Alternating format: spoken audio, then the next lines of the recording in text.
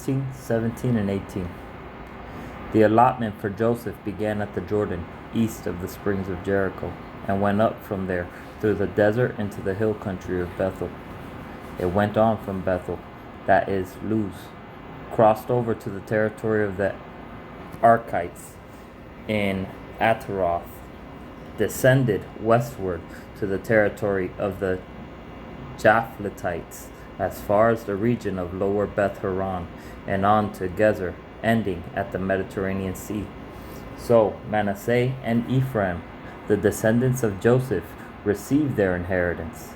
This was the territory of Ephraim according to its clans. The boundary of their inheritance went from Adaroth, Adar, in the east to Upper Beth Horon, and continued to the Mediterranean Sea from Mikmethath.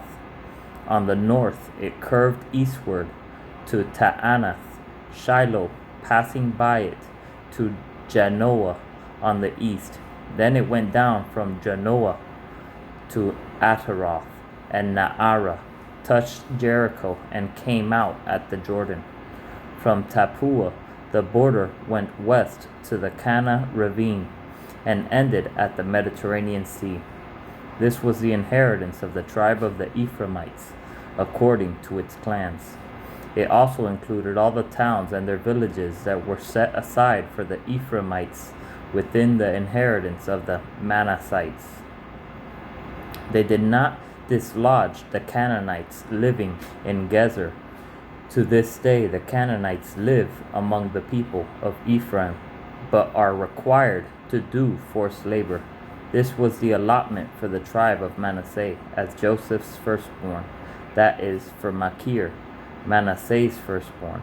Machir was the ancestor of the Gileadites, who had received Gilead and Bashan because the Machirites were great soldiers. So this allotment was for the rest of the people of Manasseh, the clans of Abiezer, Helek, Asriel, Shechem, Hepher, and Shemida. These are the other male descendants of Manasseh, son of Joseph, by their clans. Now Zelophehad, son of Hepher, the son of Gilead, the son of Machir, the son of Manasseh, had no sons but only daughters, whose names were Mahlah, Noah, Hoglah, Milcah, and Tirzah. They went to Eleazar the priest, Joshua son of Nun, and the leaders, and said, "The Lord commanded Moses to give us an inheritance among our relatives."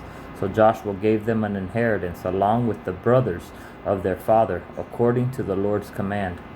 Manasseh's share consisted of 10 tracts of land besides Gilead and Bashan east of the Jordan, because the daughters of the tribe of Manasseh received an inheritance among the sons. The land of Gilead belonged to the rest of the descendants of Manasseh.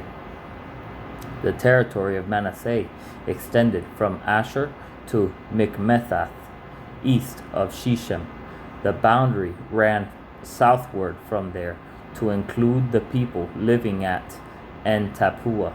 Manasseh had the land of Tappuah, but Tappuah itself on the boundary of Manasseh belonged to the Ephraimites. Then the boundary continued south to the Kana ravine. There were towns belonging to Ephraim lying among the towns of Manasseh, but the boundary of Manasseh was the northern side of the ravine and ended at the Mediterranean Sea.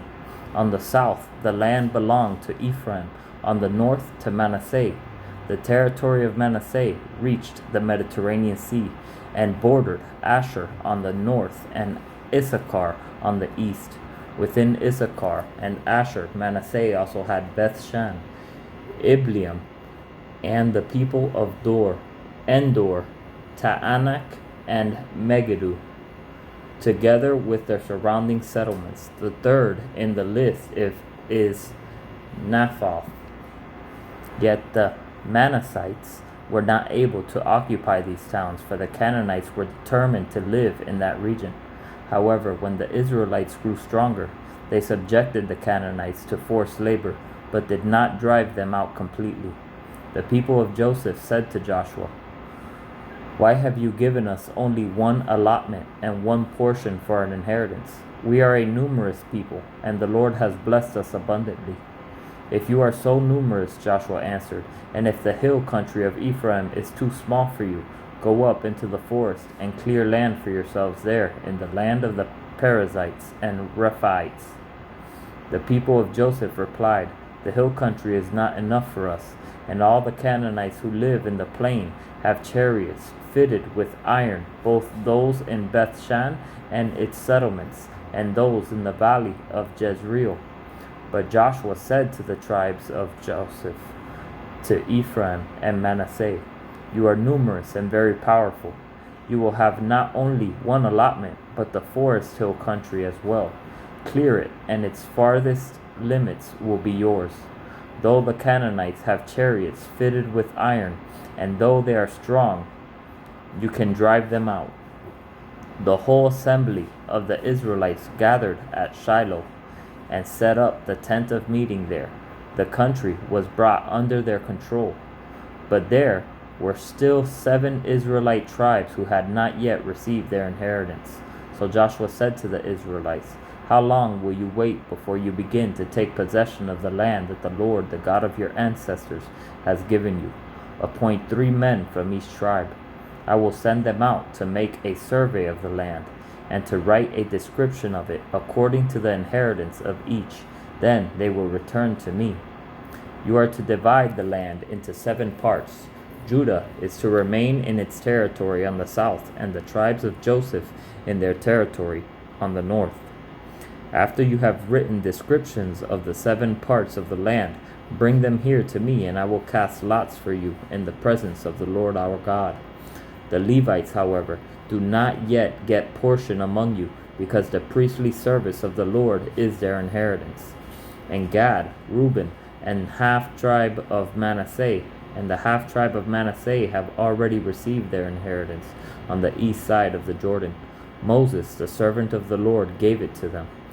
As the men started on their way to map out the land, Joshua instructed them, go and make a survey of the land, and write a description of it. Then return to me, and I will cast lots for you here at Shiloh in the presence of the Lord.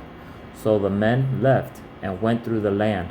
They wrote its description on a scroll, town by town, in 7 parts, and returned to Joshua in the camp at Shiloh. Joshua then cast lots for them in Shiloh in the presence of the Lord, and there he distributed the land to the Israelites according to their tribal divisions. The first lot came up for the tribe of Benjamin according to its clans. Their allotted territory lay between the tribes of Judah and Joseph. On the north side, their boundary began at the Jordan, past the north slope of Jericho, and headed west into the hill country, coming out at the wilderness of Beth-Aven.